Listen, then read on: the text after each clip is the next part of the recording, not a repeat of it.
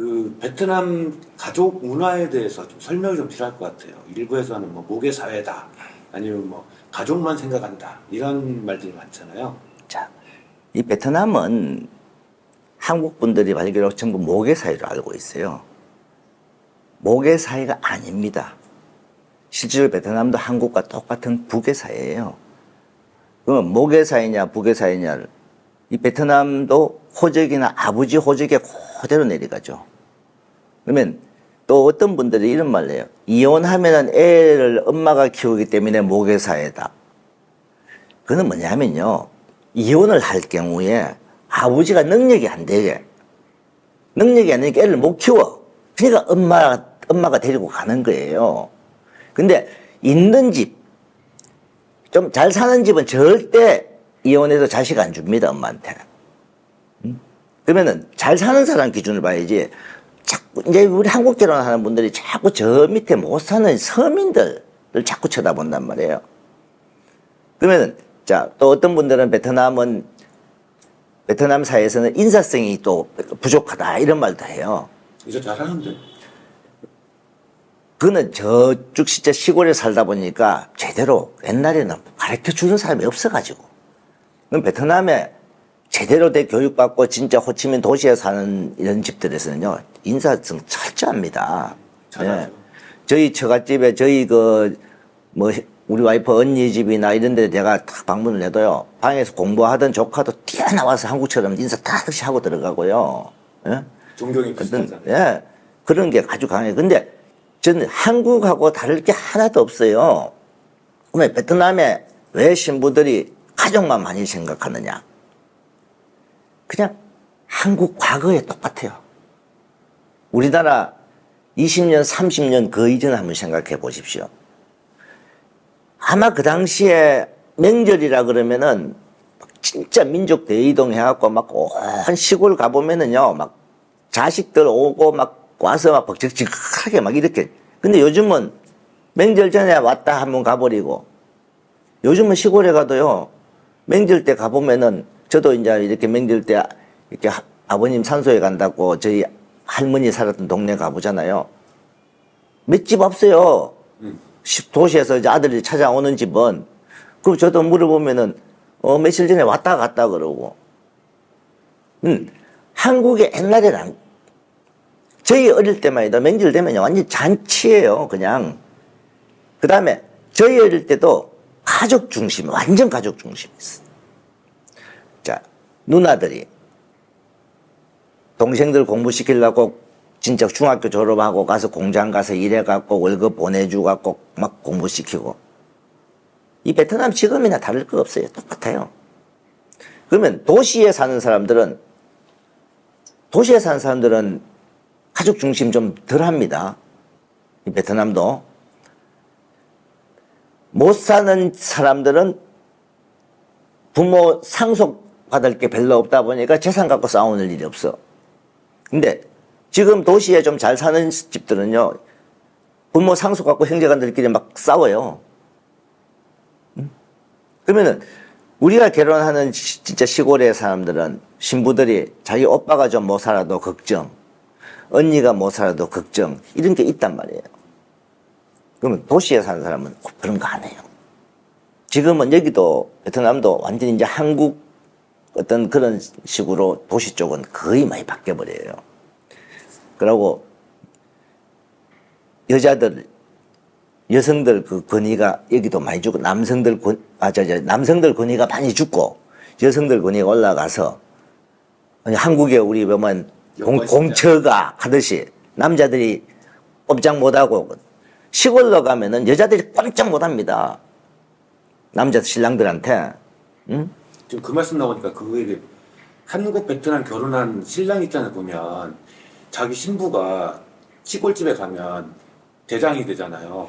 그것 때문에 이 모계사회라고 오해가 많은 것 같아요. 자, 그거는요, 제가 과거에도 이야기했지만 베트남에서는 사실 사회주의잖아요. 사회주의는 이 계급이 항상 존재하는데, 일반 서민 쪽에서 결혼을 딱 한국 사람하고 그 집에 누가 결혼을 딱 하잖아요. 그러면 그 집에 직위가, 동네에서 직위가 딱 올라가 버립니다. 잘 사는 집으로. 어느 정도 중간급으로까지 딱 올라가 버려요. 그 뭐냐? 앞으로 잘 살 수 있는 집이라는 크기의 범위에 들어가 버리니까. 그러니까 동네에서도 자기 부모들이 사실 좀 못 살다 보니까 동네 사람들이 자기 부모를 무시했어. 근데 그 집에서 딸이 한국 결혼했어요 하면 무시하는 게 싹 없어져 버립니다. 도리어 지나가면은 자기 아버지 지나가면 동네 사람이 인사한다 그러잖아요. 그 정도로. 그 대신 그렇게 되다 보니까 신부들도 마찬가지예요. 자기 집에서 예를 들어서 오빠가 있고 언니가 있고 이 신부가 밑에 막내인데 결혼하기 전까지만 해도 아버지가 제일 권한세고 엄마 오빠 이렇게 해갖고 이 막내는 오빠 하면 네 하고 이렇게 살다가 이 막내가 만약에 한국 결혼을 딱 하잖아요. 그러면 일단 말빨이 집에 제일 위로 올라가 버려요. 가족 중에 제일 위로 올라가요. 근데 신부 집이 꽤 사는 집이 있잖아요. 꽤 산다. 안 올라갑니다. 등급이. 그 집이 그 동네에서든 어떻게든 좀 부유하층에 속해져 있다. 그러면 이 신부가 아버지 위로 올라가냐? 절대 뭐 안 올라갑니다. 경제적으로 좀 약한 집일수록 한국 결혼하면 바로 위에 올라가요. 그래서 옛날에는 결혼하면 신랑분들이 처갓집을 이렇게 갔다 오면은 저한테 딱 하는 말이 사장님 우리 와이프가 저희 집에서 완전히 왕이 돼요. 그러니까 뭐냐 아버지든 엄마든 오빠든 앞으로 이 딸이 한국 가서 살만 잘 살게 되니까 일단 죽어버리는 거예요.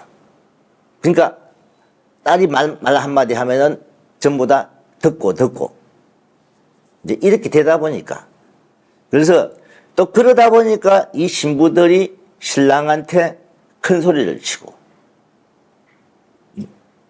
그러니까 신랑하고 이렇게 보면은 옛날에 특히 이렇게 시골에 약간 못 사는 신부일수록 한국 와서 신랑들한테 큰 소리 치는 게 더 많아요. 근데 제대로 배우고 시골에서도 제 부모들이 좀 묵고 살만하고 이런 집 신부들이 한국으로 왔을 때 신랑한테 절대 안 그럽니다. 지금은 이제 아주 못 사는 사람도 이제 일부 있지만은 어느 정도 좀 사는 신부들이 많이 결혼을 하다 보니까 옛날보다는 신부들이 한국 가서 신랑한테 막 이렇게 신랑을 잡고 막 흔들려고 하는 게 많이 덜 합니다, 지금은. 우리도 최근에 결혼시킨 신랑분들, 신부들이 신부 한국 와서 참 잘한다 소리를 많이 해요. 이게 과거 한 7, 8년 이전의 신부들과 지금 신부들은 좀 차이가 많이 나요. 그 신랑분들도 또 어느 정도 스펙도 있고 경제적으로 여유가 있는 분들이 또 많이 하다 보니까 도리어 신부들한테 어떤 경제적으로 뭐 좀 지원도 좀 하고 또 처갓집을 위해서 돈도 좀 쓰고 이렇게 하니까 그래서 베트남 사회는 절대 모계 사회가 아닙니다. 부계 사회입니다. 근데 과거에 시골에서 남자분들이 일거리가 없었어요. 그저 그 엄마가 일하고 묵고 살고 막 하다 보니까 요즘도 가끔 그런 분 있어요. 아버지는 뭐 하세요? 하면 네, 아버지는 그냥 집에 있어요. 전에 과거에 이런 적이 있었어요. 아버지 직업이 뭐예요? 물으니까 예, 우리 아버지 나무 키워요. 그러면은 어떤 큰 밭에다가 나무를 많이 키워서 나무도 팔고 이렇게 하는가 보다. 그렇게 갈고 신랑이 처갓집을 다 갔는데 아버지 나무 키우는 건 무슨 집 옆에 나무 한 몇 그루 심어져 있잖아요. 그걸 나무 키운다고. 뭐 아침에 일어나서 아버지 나무 쳐다보고 그 나무가 지질러 크는 거지. 이게 결국은 뭐냐? 아버지는 일하는 게 없다. 그러니까 엄마가 어떻게든 일하고 또 집에서 농사라도 있으면은 아버지가 한 번씩 하고 또 찬일은 여자가 다 해요. 사실 옛날 한국에도 옛날 시골에 그랬어요. 보면은 큰 일은 남자가 하지만은 잔한 일은 여자가 다 하고 겨울 되면은 아버지는 사랑바에 가서 막걸리 마시면서 뭐 고스톱 치고 엄마는 일하고 이 베트남도 그때나 지금이나 그게 다른 차이가 없다는 거예요. 그래서 절대 베트남은 모계 사이가 아닙니다. 부계 사이입니다.